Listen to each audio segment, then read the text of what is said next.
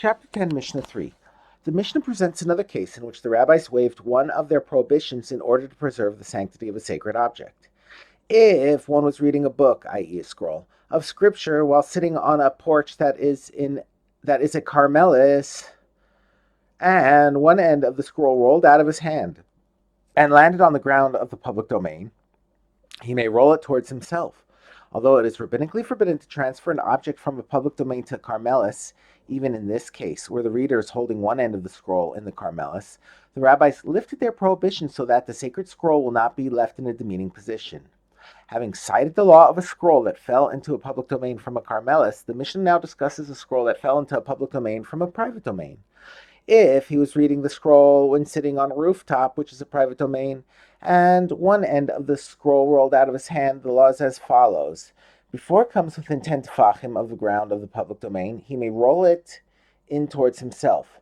But once it comes within 10 tefachim of the ground, he may not roll it in.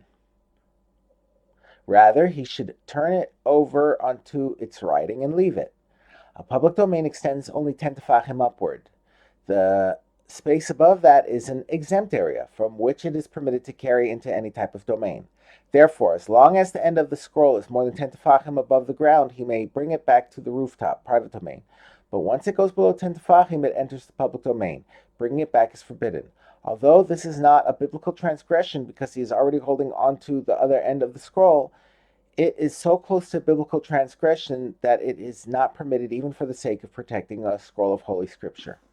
This prohibition against rolling in the end of the scroll from within 10 tefachim of the ground applies only if it had come to rest on some surface.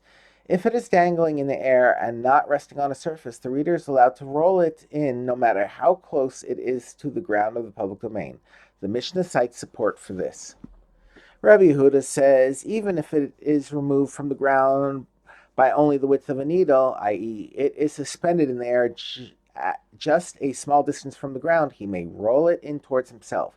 Since it is not resting on a surface, bringing it back into the private domain is permitted.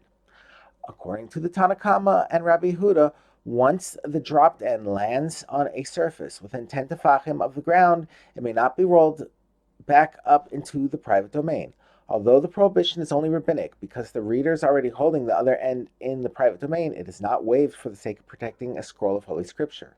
The next Tana disagrees. Rabbi Shimon says, even if the scroll is on the ground itself of the public domain, he may roll it in towards himself, because nothing prohibited by rabbinic decree stands in the way of preserving the sanctity of Holy Scriptures.